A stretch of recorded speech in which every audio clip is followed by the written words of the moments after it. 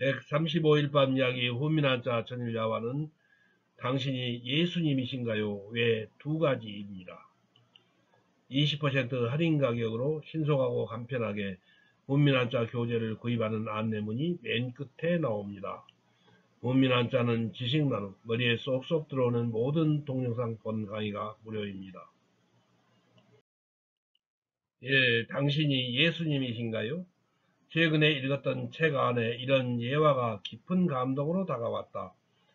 폴이라고 하는 한 회사원이 뉴욕에서 중요한 미팅을 마치고 자기 팀 동료와 함께 공항으로 가려고 거리로 나왔다. 그런데 그날이 금요일 오후 저녁 시간이어서 교통체증이 심해 택시 잡는 것이 거의 불가능해 보였다. 그런데 정말 기적적으로 빈 택시 하나가 그들에게 다가오고 있었다. 이 택시를 보는 순간 다른 동료들이 쏜살같이 달려가서 그 택시를 잡아 탔다. 그런데 문제가 발생했다. 너무 빨리 달려가는 바람에 바로 길가에서 장사하고 있는 노점상의 야채 과일 박스를 차버리게 됐고 과일과 야채가 바닥으로 굴러 떨어졌다. 그리고 폴의 일행 중 어느 누구도 이를 개의치 않고 택시를 탔다. 그러나 폴은 택시를 타지 않고 그 자리에 순간 멈추어 섰다. 택시 안에 동료들이 외쳤다. 빨리 타라고. 그리고 덧붙였다. 이 택시 타지 않으면 비행기 놓친다. 그럼에도 불구하고 폴은 나를 놔두고 먼저 가라고 일행을 떠나보냈다고 한다. 그리고 나서 노점상 할머니에게 다가갔는데 그 할머니는 울고 있었다. 다가가서 자세히 봤더니 앞을 보지 못한 시각 장애자였다. 눈이 성한 사람이라면 바닥에 흩어진 과일이나 야채를 주워 담으면 그만인데 앞을 보지 못하는 할머니가 어떻게 그 과일과 야채를 주워 담을 수가 있을 것인가. 그래서 폴은 앉아서 울고 있는 할머니를 위로해 드리면서 땅바닥에 떨어진 야채와 과일을 하나씩 줍기 시작했다. 이때도 폴 곁에 수많은 사람들이 지나갔지만 다들 자기 갈 길이 바쁜지 아무도 노점상 시각장애인 할머니의 울음과 폴의 행동에 관심도 갖지 않았다. 폴이 야채와 과일을 다 정돈한 후에 지갑을 꺼내 돈을 할머니 손에 쥐어주면서 이렇게 말했다고 해요. 할머니, 이 돈이면 손해보신 것 충분히 해결이 될 것 같습니다. 그랬더니 그 할머니가 이렇게 물었다고 합니다. 당신은 예수님 아닌가요? 이 말을 듣고 당황한 폴이 나는 절대 예수가 아닙니다. 라고 대답했다. 그때 시각장애인 할머니가 그게 아니라면서 계속 이렇게 말했다고 해요. 조금 전 노점 가판대가 넘어지고 과일과 야채가 땅에 떨어질 때 제가 도움을 요청할 분은 예수님 한 분밖에 없었어요.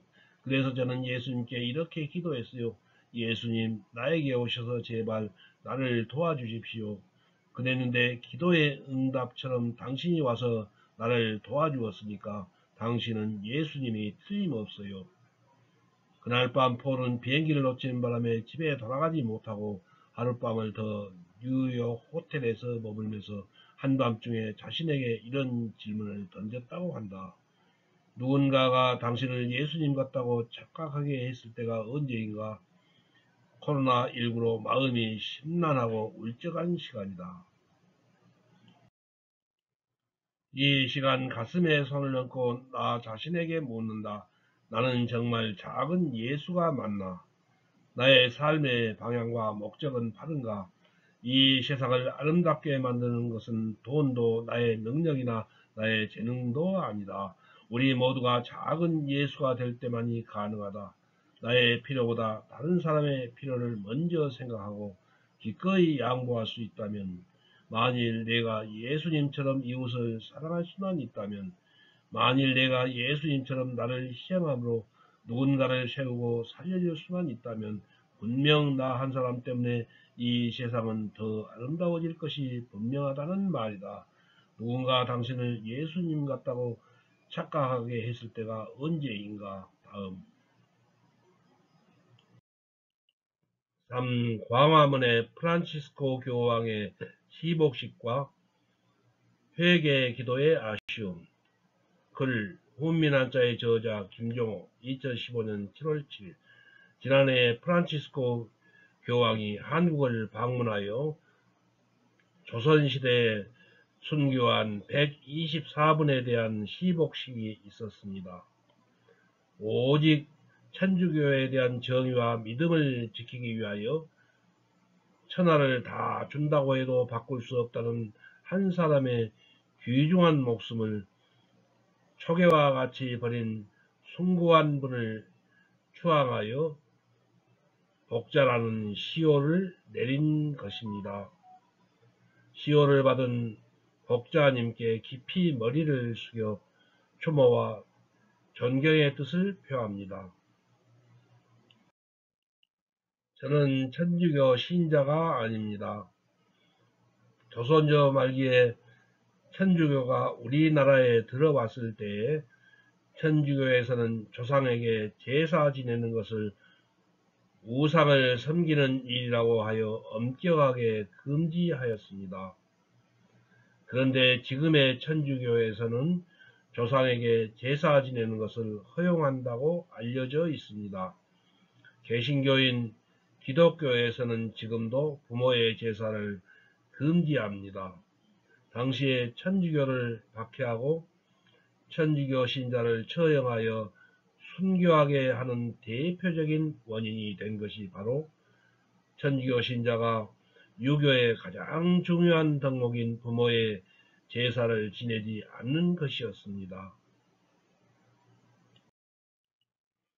물론 당시 천주교에서 부모의 제사를 지금처럼 허용하였다면 아마도 다른 문제를 투입삼아서 천주교를 박해하고 천주교 신자를 처형하였을지도 모릅니다.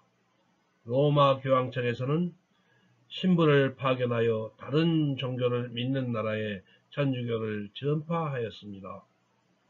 천주교에서는 신부에게 순교를 두려워하기는커녕 순교를 최고의 덕목으로 믿게 하였습니다.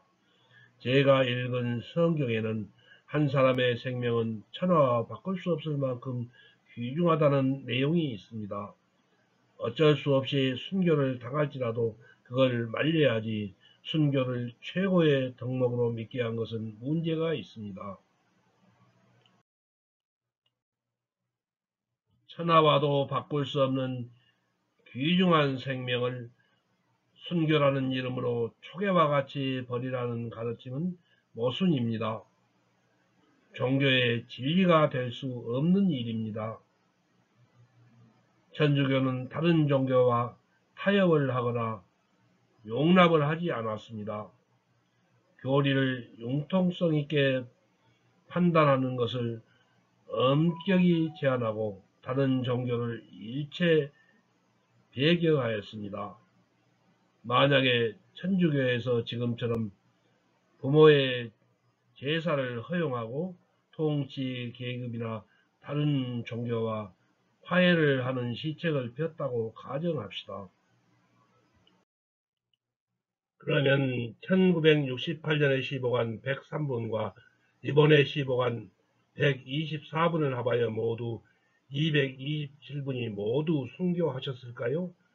당시의 천주교는 통치계급과 비타협적인 교리를 행하여 수많은 천주교인이 귀중한 생명을 빼앗긴 것입니다. 미리 타협을 잘 하였다면 순교자를 10분의 1로 줄일 수도 있었을 것 아닌가요? 200여 년 전에 천주교는 유교의 나라 조선에서 부모의 제사를 우상을 섬기는 것이라고 단정하여 엄금하고 다른 종교와 화해하는 시책을 펴지 못하였습니다. 당시 천주교는 오직 천주교의 전파에만 눈이 멀어서 순교의 원인을 제공한 큰 잘못을 저지른 것입니다. 프란치스코 교황은 시복식에 앞서서 과거의 크나큰 잘못에 대하여 엄청난 회개의 기도를 드려야 하는 것입니다. 이런 회개의 기도가 없는 시복식은 처형을 당한 복자의 원혼이 위로를 받지 못합니다. 신문에는 로마 교황청의 어마어마한 재산이 은행에 있다는 것입니다. 천주교에서는 자선 사업을 위하여 어마어마한 돈을 쓰고 있습니다. 성경에는 재물을 창고에 쌓아두지 말고 하느님 나라에 쌓으라고 하였습니다. 천주교에서는 좋은 곳에 잘 쓰고 있을 것이지만 문제는 쌓아두지 말고 쓰라는 것입니다. 가난하고 병든 자들에게 베풀어야지 그 많은 돈을 쌓아둬서는 안 됩니다. 예를 들면 아프리카 난민들이 죽을 각오로 지중해를 건너서 유럽으로 이동을 합니다. 이런 곳에 써야 하지 않을까요? 유럽 여러 나라에서는 서로 난민을 안 받으려고 하는데 지중해를 건너면서 많은 사람이 죽어가는 위험을 무릅쓰고 자기 나라를 떠나지 않도록 그 나라의 구호금품을 충분히 지원하는 것입니다. 프란치스코 교황님이 검소한 것은 좋지만 자선사업에도 새로운 방향 전환이 필요하다고 봅니다. 다음 3. 아빠 내가 소금 넣어줄게. 또 읽어도 마음이 짠한 감동이 눈시울을 적십니다. 얼마 전 숙지로 속이 쓰려 순댓국집에서 순댓국 한 그릇을 기다리고 있었습니다. 음식점 출입문이 열리더니 8살쯤 되어 보이는 여자아이가 어른의 손을 이끌고 느릿느릿 안으로 들어왔습니다. 두 사람의 너절한 행색은 한눈에 거린임을 짐작할 수 있었지요. 조금은 퀴퀴한 냄새가 코를 찌릅니다. 주인 아저씨는 자리에서 벌떡 일어나 그들을 향해 소리쳤습니다. 이봐요, 이렇게 손님이 없는데 다음에 와요. 아이는 아무 말 없이 안 못 보는 아빠의 손을 이끌고 음식점 중간에 자리를 잡았습니다. 주인 아저씨는 그때서야 그들이 음식을 사 먹으러 왔다는 것을 알았습니다. 저 아저씨 순댓국 2그릇 주세요. 응, 알았다. 근데 얘야, 이리 좀 와볼래? 계산대에 앉아있던 주인 아저씨는 손짓을 하며 아이를 불렀습니다. 미안하지만 지금은 음식을 팔 수가 없구나. 거긴 예약 손님들이 앉을 자리라서 말이야. 그렇지 않아도 주눅이 든 아이는 주인 아저씨의 말에 낯빛이 금방 시무룩해졌습니다. 아저씨, 빨리 먹고 나갈게요. 오늘이 우리 아빠 생일이에요. 아이는 찬 손바닥에 꽉 쥐어져 눅눅해진 1,000원짜리 몇 장과 한 주먹의 동전을 꺼내 보였습니다. 알았다. 그럼 빨리 먹고 나가야 한다. 잠시 후 주인 아저씨는 순댓국 2그릇을 그들에게 가져다 주었습니다. 그리고는 계산대에 앉아서 물끄러미 그들의 모습을 바라보았습니다. 아빠, 내가 소금 넣어줄게.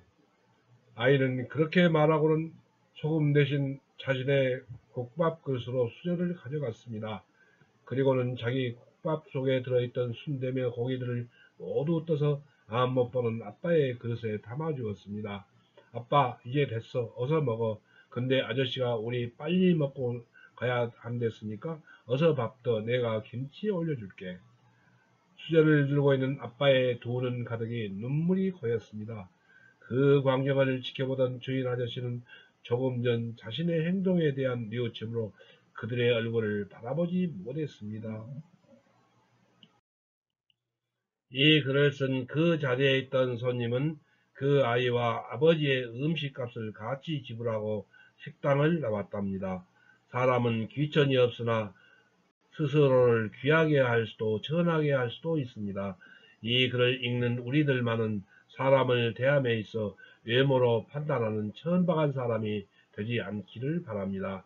일상의 행동이 이 아이의 효행처럼 세상에 좋은 빛이 되었으면 좋겠습니다. 한없이 부족하다 생각하면 한없이 부족하고 한없이 감사하다 생각하면 한없이 감사하듯 더 못 가짐에 불평하지 맙시다. 덜 가진 이들을 돌아보며 더 감사해야 하며 그들을 돌볼 수 있는 여유와 감사를 가지시길 바랍니다. 인생은 길지 않습니다. 우리가 눈 감는 날 아름답게 살았다, 후회 없다 하는 마음으로 눈 감을 수 있게 보람된 삶을 살 수 있었으면 좋겠습니다. 카톡에서 모셔온 글. 다음 136일 밤 이야기. 훈민한자 청일야와는 일제 앞잡이가 영웅이 되면 대한민국이 뭐가 되겠나와 이 죽을 때까지 강용주입니다. 오른편 할인 가격으로 교재를 주문하시고 교재 대금은 택배로 책을 받으신 다음에 입금하세요. 이 주소, 성명, 전화번호, 책명 가격을 문자 메시지로 김정호 010-6258-1192로 보내주세요. 답변을 보낼 것임. 3. 교재는 오후 3시 이전에 신청하시면 바로 다음날 받으시게 하겠습니다. 토1 공휴일은 수년. 4. 입금 계좌번호는 교재 뒷표지 안쪽에 있어요.